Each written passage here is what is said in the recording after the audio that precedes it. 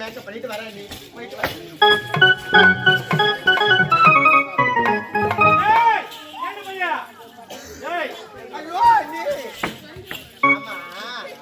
எல்லாத்தையும் கேட்டனே மாப்பிள்ளை யார நீ? மாப்பிள்ளையா? அண்ணன் போயிருக்கிறாரு, வருவாரு. போ, மாப்பிள்ளைய பாக்கணும் போல இருக்குதா நீ? கூட்டிட்டு வர போமா, சீக்கிரம் வாங்க நீ.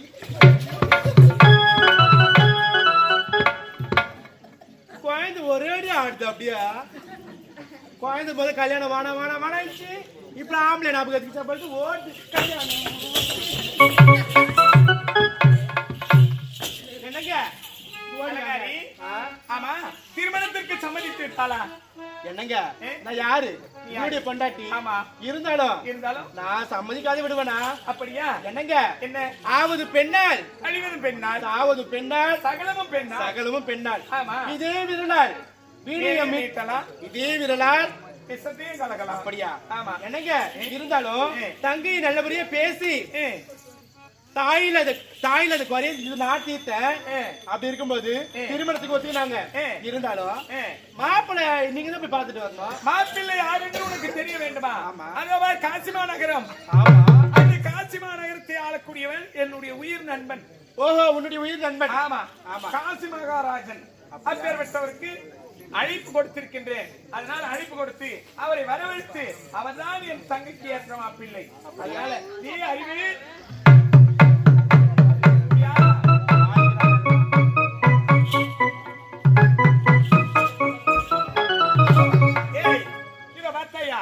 இந்நாட்டிலிருந்து அருவருக்கக்கூடிய காசிமா நகரம் செல்ல வேண்டும்.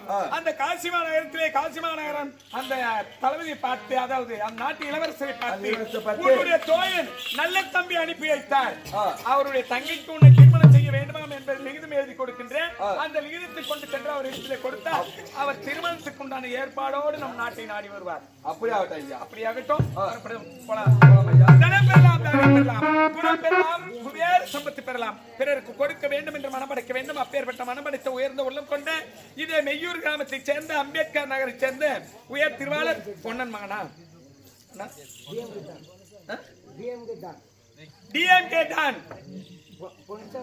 பொன்னுசாமி மகன் டிஎம்கே டான் ஐயா அவர்கள் அவருடைய மாமா செல்வராஜ் அவர்களுடைய ஆத்மா சாந்தி அடைய வேண்டும் என்பதற்காக எங்கள் கலைமன் பொன்சாமி மகன் டான் பொன்னுசாமி மகன் டான் ஐயா அவர்கள் அவருடைய மாமா செல்வராஜ் ஆன்மா சாந்தி அடைய இதோ கலைமணி நாடகத்தை பாராட்டி அவர்கள் கரங்களால் கொடுத்த காணிக்கை 100 பொற்காசுகள்.